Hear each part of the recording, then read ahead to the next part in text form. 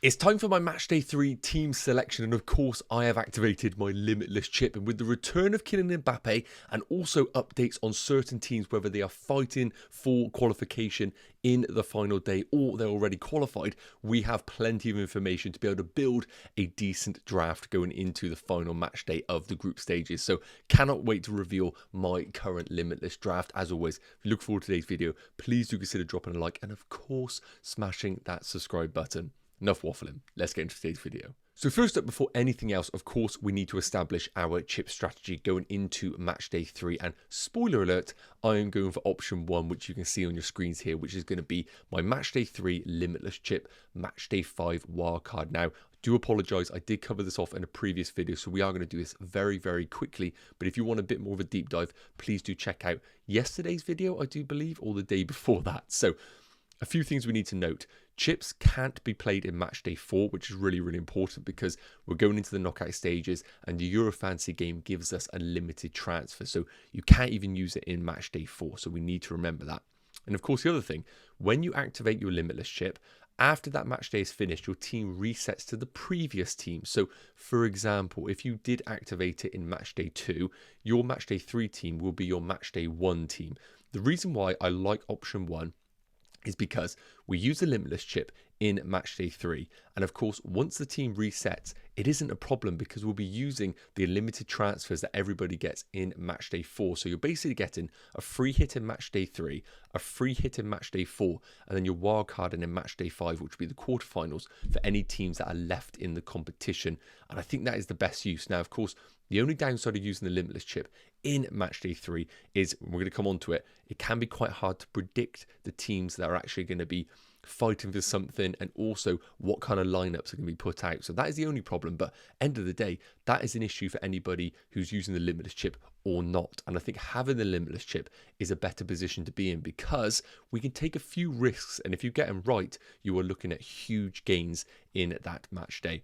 Of course, if you are looking for another alternative, option 2, if your team right now is looking sensational and you don't need to do anything, then what you could do is use your Limitless chip in match day 5 and then the wildcard in the semi-finals, which will be match day 6. That's a really strong position to be in, but of course, that is a luxury position that I know a lot of managers are probably not going to do so. So to conclude, option 1 is what I'm going for. Let's cover off the teams that we need to target for our Limitless drafts, and then we'll get into this official draft. So here we have the fixtures for match day 3, and I'm going to cover off some of the little weird symbols that you can see on your screens here, but I just need to establish that we're currently recording this on Saturday morning, so we still have the final games of match day 2, and they're really, really important because we're going to get an understanding of whether Belgium are out of the competition, which will be a huge shock, whether Portugal have qualified, and that is going to really dictate what we actually do with our selection, because as you can see on the bottom right there for Wednesday the 26th of June,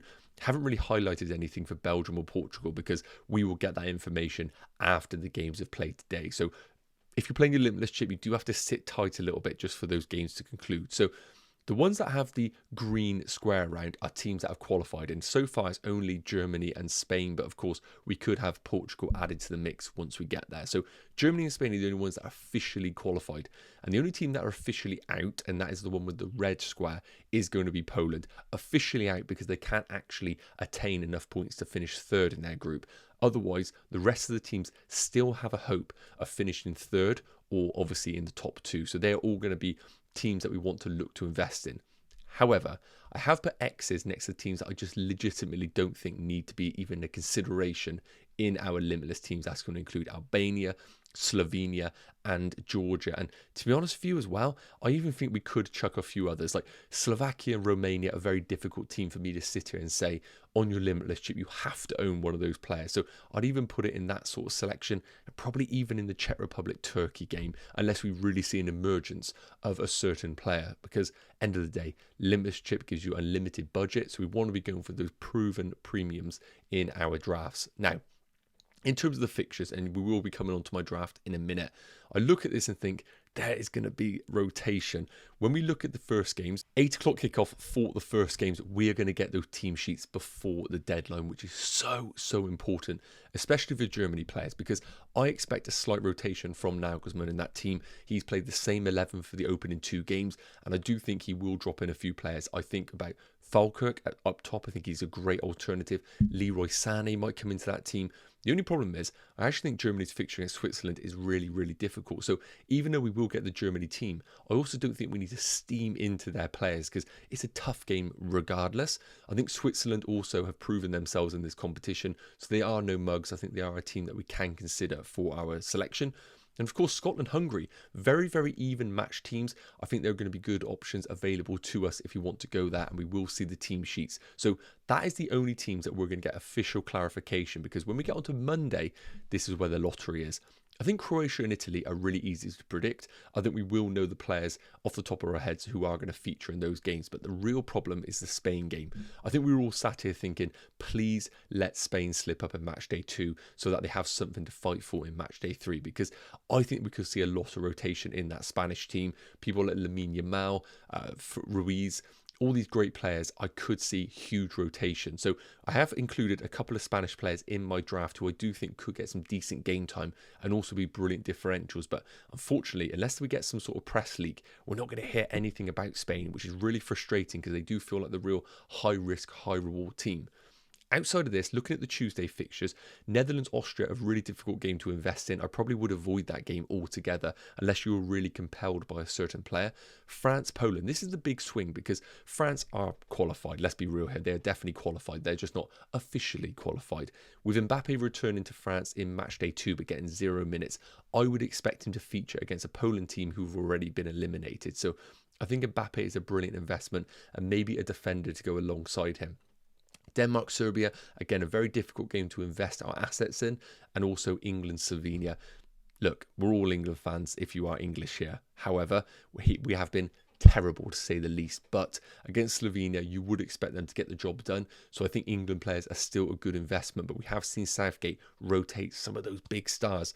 Finally, on the Wednesday, there are games here that we just don't really want to invest in. I think Slovakia, Romania are one of those games in particular, and Czech Republic, Turkey, a very difficult game to have any players that we can justify featuring in a limitless team. But they are games that are going to have some sort of importance about them, and I would argue maybe investing in the teams that have something to fight for is way more important than those like Germany and Spain who can kind of lose and not really worry about it. The big ones is going to be the results in Portugal, because I would like to invest some Portugal players into that game against Georgia. But if they do win tonight, then there is going to be mass rotation in that Portugal team. However, we know Belgium, regardless of the result tonight, is going to be a crucial game against Ukraine to see where they finish in that group. So I do think Lukaku, De Bruyne are still fantastic options. So that's just a little bit of a rundown of the fixtures and the update we have right now. Of course, we will get more information after tonight's game, so do be monitoring it. And of course, I will be doing a video on Sunday with an official team based on those results. So first up, let's look at the goalkeepers that I've selected for the Limitless draft. And I've currently gone for Pickford and Costa. Now, there's no doubts in my mind that Pickford will start. England obviously have to get a result against Slovenia. It isn't the end of the world. We know they'll probably get third regardless of what happens in this game.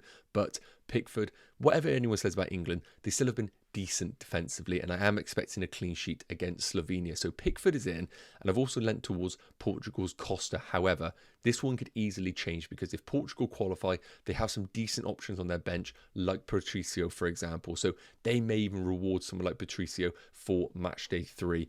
Right now, I'm leaning for this goalkeeper combination. In an ideal world, Portugal maybe slip up in tonight's game to really confirm that Costa will be the goalkeeper for the game against Georgia. Needs to do a bit more research. Maybe some Portuguese fans out there can let me know that maybe Costa's spot is just guaranteed, but I do think there could be a risk of rotation if we do see Portugal win tonight and they are allowed to rotate against Georgia. But right now, I think Pickford and Costa are a really nice combination. And remember, it's a limited budget, so you can spend what you want. Next up, moving into the defenders, and I think we have a bit more clarification on the players that we can invest in here. Now, it's worth noting, I don't really think there have been many defenders in the Euros right now which have really broke out and it's been unbelievable. To be honest with you, it hasn't really been the fullbacks this year. It's been more the centre-backs getting huge points from ball recoveries and picking up player of the match rewards. So I don't think really it is the tournament right now for fullbacks. However, we have got a couple in here. Theo Hernandez against Poland. I do think he will start, but of course I should hopefully hear a little bit from some French fans to see what they do think. But Theo Hernandez has been brilliant in the competition so far. And of course, I always back that French defence in general. So Theo Hernandez is in against a team like Poland who have already been eliminated from the competition. Hopefully they give some game time to some youth just to basically reward them for their participation in the competition. DiMarco also in. We know Italy needed a result against Croatia, and DiMarco has been very, very offensive on set pieces. So I really do like DiMarco as an option, even though it is a tricky opponent against Croatia. Mark Guehi's in. I think he's the best England defender right now. I have huge doubts about the involvement of Trent Alexander-Arnold after 2 early substitutions, and the midfield role isn't really working. I also don't think Southgate is brave enough to put Trent at right back. So by default, I think Mark Guehi is the route to go for. And as I mentioned, he's been brilliant with ball recovery. So I think he has a real good avenue for points as well. Now, these are the two that are a little bit up for debate. Grimaldo right now for Spain. It sounds like there could be rotation, of course, as we mentioned, in that Spanish camp. And with Cucurella starting the last game, I wouldn't be surprised if Leverkusen's Grimaldo gets some minutes in this game. And as I mentioned, this is the beauty of the Limitless chip. I think you could be really, really boring and go for some obvious picks in games where they are kind of really important, but I also think we need to chase some of the upside. I think someone like a Grimaldo is a brilliant option against Albania, so he is currently in, and hopefully we'll get some news from some Spanish fans. And lastly, I've gone for Mela in that Denmark team against Serbia. I think Denmark are pretty solid defensively. I know Serbia have some threats in themselves, like Mitrovic, for example, but I think Mela starting the last game against England hopefully has got his spot back in that Denmark team. And I do fancy them to beat Serbia if I had to pick a team to win that game. So based on that, I'm going for Mela, hoping that he also offers some attacking returns in that side. Next up, moving into the midfielders, and there's a few risky picks here. So first and foremost, I think Szoboszlai against Scotland is a really good option. He hasn't been his tournament so far, but we need to remember he was unbelievable in the qualifying stages. But Hungary in general just have been a big disappointment, almost like Turkey of the previous tournaments. So Szoboszlai for me is currently in. I think he offers the perfect combination of talisman on set pieces, a good fixture, and obviously an injury to someone like Kieran Tierney is only going to deteriorate that Scotland defence. And also there's a lot of jeopardy in that game, so we know the stakes are going to be high. So I think there is an opportunity for Szoboszlai to deliver in that Hungary team. Bukayo Saka right now against Slovenia. Right now, really difficult to predict these England players. I don't know whether Foden even starts. If he does start, I could see him moving into the number 10 position, which will mean Bellingham playing a little bit deeper. So that automatically says, is Bellingham a great option? We saw Kane come off after 65 minutes. If we see similar performance from Kane, I wouldn't rule him out coming off early as well in the game. Gordon is a brilliant option in the game, but I would need to see confirmation from England journalists that Gordon is starting to even consider him in this team. So by default, it kind of lands on Bukayo Saka, who I do think will not lose his place in that England team. So I do think he's been the one of the few standout players in the opening 2 match days. De Bruyne is in right now. As I mentioned, Belgium, regardless of the result tonight, need to perform against Ukraine on the last day. And right now, unless we see anything tonight, I think De Bruyne is still the best midfield option in that Belgium team. Now, these are where the punts are going to be. Leroy Sané currently, now as we discussed, we're going to get the team sheet for Germany before the deadline in match day 3, which is really important because if we see Musiala, Wirtz, Gundogan out of the team and we see full rotation from Nagelsmann, someone like a Leroy Sané, for those managers that don't have their Limitless chip, might be a difficult player to get to. So I do think someone like Leroy Sané could emerge as a fantastic pick, but I would need to see the team sheet with confirmation. And the other argument is, if we see mass rotation in the Germany team, could we just see a weakened Germany against a very, very motivated Switzerland team? That is the other narrative that I need to have a little bit of think about. But this is a bit of a placeholder right now in the team. And if we see a Germany player, great differential come in, he probably will come into the Limitless. Same's going to apply for Spain. Now, we won't hear anything about Spain, but we are assuming there will be rotation. And Oyarzabal played a few friendlies previous to the Euros, and he's a great option in this game. I hope he does play, because he will play as forward against an Albanian team who haven't necessarily been defensively sound. And if you get the right Spanish midfielder, I think there are huge rewards in this game. And I'm currently leaning towards Oyarzabal. And finally, moving to the forwards, we've currently got Romelu Lukaku in. Same premise as what I spoke about with De Bruyne. They have something to play for regardless in this team. I'm hoping Lukaku delivers in match day 2 just to give me a little bit more confidence, because I'm still pretty bullish on Lukaku even after that match day 1 performance. Whenever I see somebody get pretty much the predominant of the chances in a national team, even though he is missing them, it's a good sign for me. It means that he is the main man and he is going to be playing 90 minutes regardless, on penalties, and everything does flow through him. And eventually over 3 match days, I would expect him to convert a few opportunities. So he is going to begin in that crucial game against Ukraine. Kylian Mbappe is in as well. Now, this is a difficult one, because if he featured in match day 2 and France were in a decent position, I would expect rotation. But because of the broken nose situation, him being on the bench, and it's worth noting, I think they just put him on the bench just for scare tactics rather than actually even considering bringing him on for that game, because yesterday screamed out for a player like Mbappe and he didn't even warm up. So Mbappe is a slight doubt for the game against Poland. However, with him missing match day 2, I think they will want to give some minutes to Mbappe. And because of him being basically the star of the Euros, I think there'll be a lot of reports on him leading up to this Sunday deadline, where we should get an indication of whether he will be starting against Poland or not. Just everybody talking about him right now. So we should get some update. And if there is any inclination that he will be starting, he will be in this limitless draft against that Poland team. Finally, I've gone for Falkirk in this German team. Now, again, I spoke about this. It's a tough game against Switzerland. I'm not expecting them to steamroll them. I think Switzerland are highly motivated going into this team. But I do expect Falkirk to start in place of Kai Havertz, and I think he's a great differential in this game. One thing I will say, as I stated, I need to see that team sheet early doors and him be in it. If he is, I'll be very tempted with limited other forwards that I'm tempted by. Of course, in this squad, no Portuguese players, it's worth noting, in the offensive lineup.